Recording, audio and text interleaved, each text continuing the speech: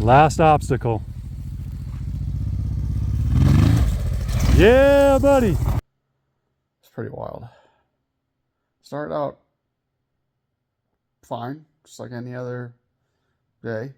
Got up and got my bike all ready to go and met up with the guys up in Reno, um, which is like 30 miles from my house. And met there at 10. Good group. Nothing too crazy. Nothing too crazy. Bunch of good bikes, but I think it was 6 of us.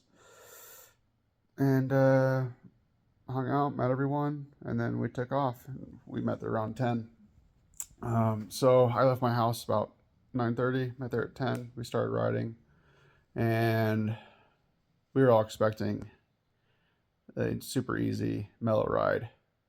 I'm going to drop in some pictures and videos on this video. And yeah, we were just riding Fire Road. I don't even remember the names of the places where we're at, but we were north along the 395. And yeah, we were just riding some Fire Roads, pissed off some ranchers that were fucking psycho. We were doing 18 miles an hour past this one lady's house, like 18, and she was freaking out. It's like, okay, calm down. So anyway, rode a lot of 2-track, and then we got by this lake, and it got a little bit rockier. Still not crazy difficult. A couple people were having some issues, but nothing too crazy. Guy dropped his T7, but again, not a big deal. We hung out at this lake, grabbed a snack, and then kept riding. And then it got a little bit muddier, and we had to help some people get their bikes through because it was pretty muddy, and some of the riders were a little inexperienced.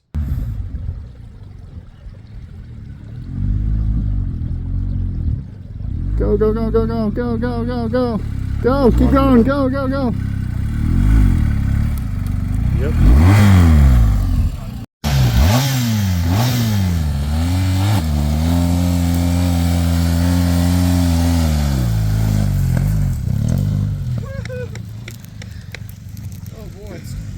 So, got those guys through, and then thought we were home free, but we weren't. We got to this cabin, or it's kind of like ghost town, and hung out there for a little bit. This guy Matt on a 1250 GS, which I'm now secretly a fanboy of because I rode that bike a couple times to help get him through some situations, and it's incredible how well that thing hides its weight. And it's pretty easy to get back up with 2 people. You could almost do it by yourself depending, but anyway, got him through a couple sections on that bike that I was really impressed with that thing. I would love to own one, but I can't have that many bikes. So we got to this one spot where there was a couple down trees and a snow patch, and I unfortunately found a way around it. And I say that because we should have turned around at that point. The day would have been so much easier if we turned around at that point. But I found a way around it, and we got everyone around it. Unfortunately, I got a little stuck on the GS getting around it, and fell over to my right and sprained my ankle pretty good. When I did that, adrenaline was going, so I didn't really feel it that much then, but I started feeling it later. Got past that. There was another snow patch that we got through, but that was pretty easy. Again, I got the GS through that, and I'm also riding my Transalp. So the Transalp's doing great. Like, that bike's awesome. It's amazing. But kept going. At this point, I've helped pick up a whole bunch of bikes, but I'm still feeling pretty good. And then we get to some down trees, and we can't. There's no way around them. we got to go over it. So we pile up some bunch of branches and some rocks, and we get all the bikes over it. And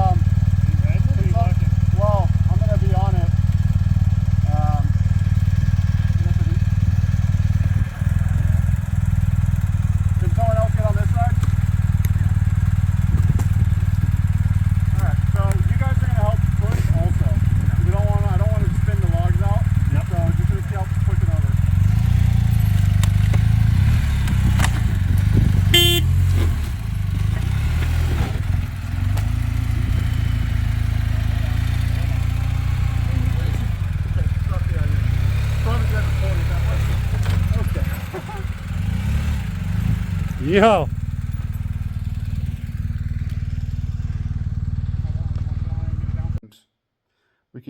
we keep going. I was stoked.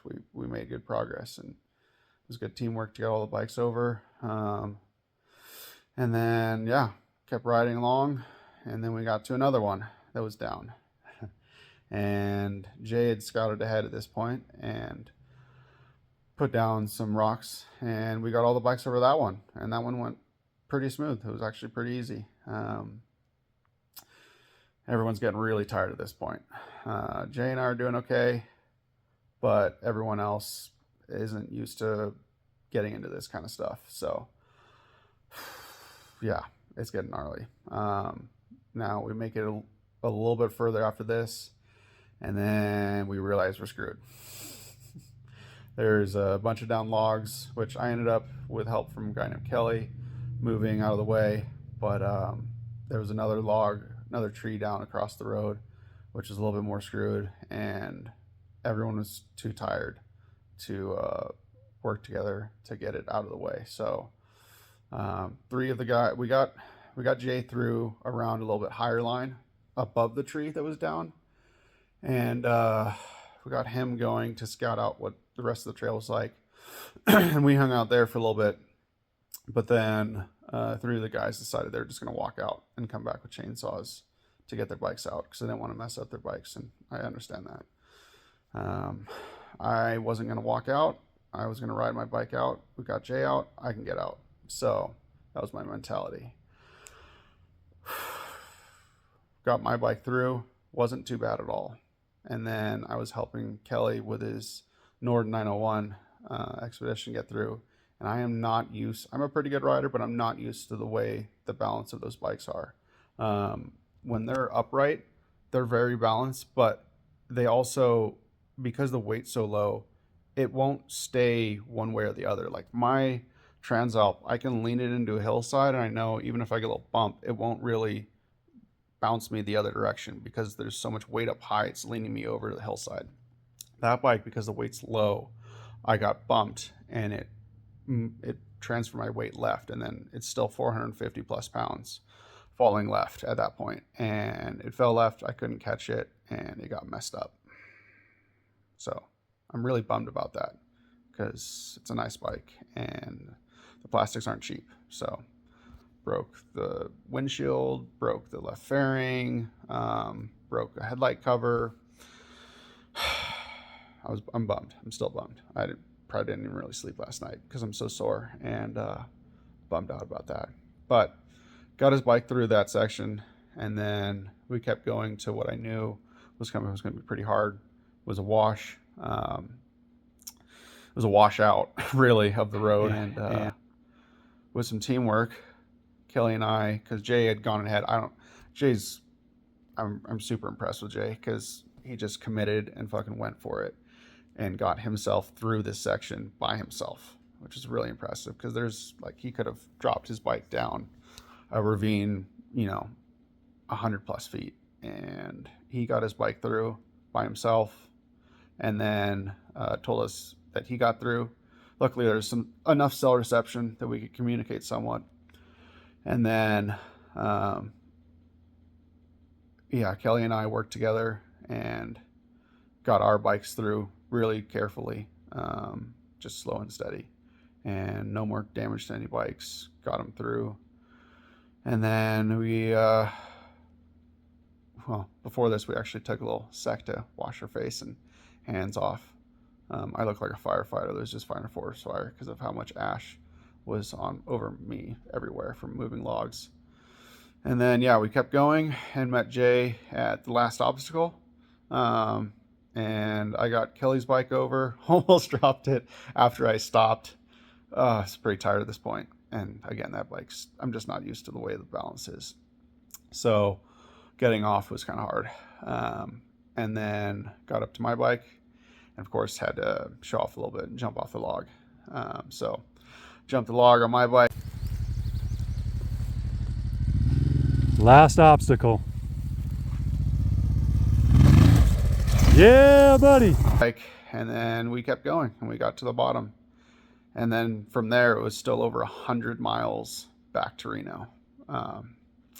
Got gas and then just smashed miles on the way home. My hamstrings were cramping, so I had to keep stretching. It was super cold. It was like it was 53 degrees, I think, for most of the ride.